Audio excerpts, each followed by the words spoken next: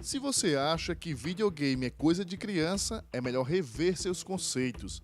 Ultimamente, esses jogos fazem sucesso não apenas com o público infantil, mas também com os adultos.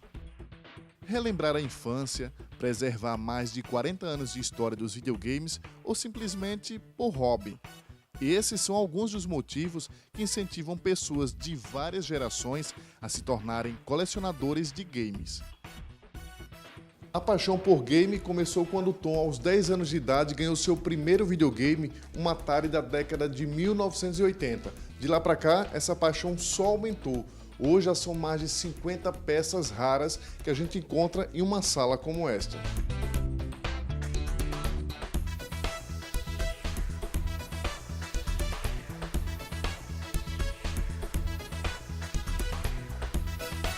Meu pai trabalhava com computação, com conserto de aparelhos eletrônicos, e aí de vez em quando chegava um videogame, um computador, e foi aí que eu comecei a me interessar tanto pela parte histórica quanto pela parte do próprio videogame. E aí quando eu tive meu primeiro videogame, que foi um Atari, aí foi em sequência, né? Aí comecei a acumular os videogames. A coleção de Tom é bem interessante. Conta um pouco da história da evolução dos videogames pelo mundo, como por exemplo, esse modelo russo da década de 1980. Esse é um videogame bem interessante e o mais raro da minha coleção, um videogame russo, fabricado na metade dos anos 80, 85, 86. E ele tem uma importância histórica muito grande, importância histórica, porque ele foi feito no auge da Guerra Fria, numa época em que a Rússia tinha um bloqueio continental muito forte para os produtos americanos, não aceitavam os produtos americanos e europeus também, por tabela.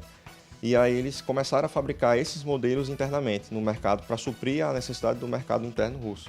E existem pouquíssimas unidades hoje no mundo e quem tem não abre mão dele. Tem o Telejogo, que foi lançado em 77, o primeiro videogame fabricado no Brasil. Na época do surgimento do videogame, vários países quiseram entrar na onda, até por uma questão de comércio e mercado, né? E o Brasil não ficou por fora. No final dos anos 70, junto com a parceria inusitada com a Ford e a Philco, lançaram um videogame chamado Telejogo, que foi a porta de entrada do Brasil nos videogames. Mas digamos assim que o queridinho que sempre tem um é o Atari. Aí depois, no começo dos anos 80, veio para o Brasil o Atari, que foi um estouro mundial. Um videogame que realmente foi o primeiro boom do videogame no mundo, foi o Atari, que até hoje é lembrado. Agora vamos falar aqui do americano, explica aqui pra gente, é esse rapaz aqui? Esse videogame é o Magnavox Odyssey, é o primeiro videogame do mundo comercializado. Começou a ser vendido em 72, então é um videogame que é muito antigo, é muito raro, difícil de encontrar. E ele é primitivo demais, o gráfico dele é muito rústico, muito primitivo, ele só tem um ponto de luz na tela. Inclusive você tem aqui para mostrar pro pessoal de casa como é que funcionava, para quem não lembra, aquela história de televisão que era preto e branco, tinha pessoas que colocavam uma película na frente para poder dar uma cor nas novelas, nos jornais. E no videogame também não era diferente, não. Com esse modelo do videogame não era diferente, não. Tão rústico que ele era, o jogo, que a gente precisava colocar isso daqui na TV para entender o que é que estava jogando. Então, por exemplo, aqui era um jogo de hóquei. Para eu saber o que era o hóquei, quando marcava gol, eu tinha que me basear nesse overlay daqui, que se colocava na TV. Como um bom colecionador, Tom sempre dá um jeito de comprar raridades para sua velha guarda eletrônica.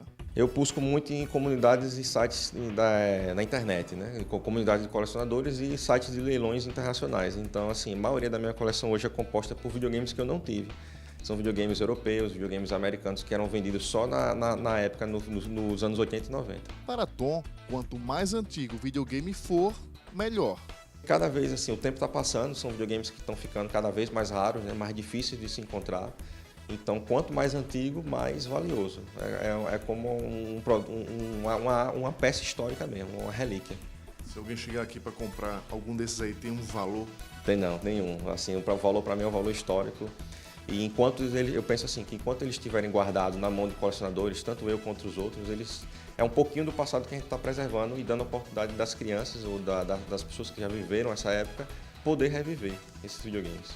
Tem mais ciúme dos videogames ou da esposa? Dos dois, equivalente. A paixão é tão grande que ele já pensa até em criar o seu próprio museu.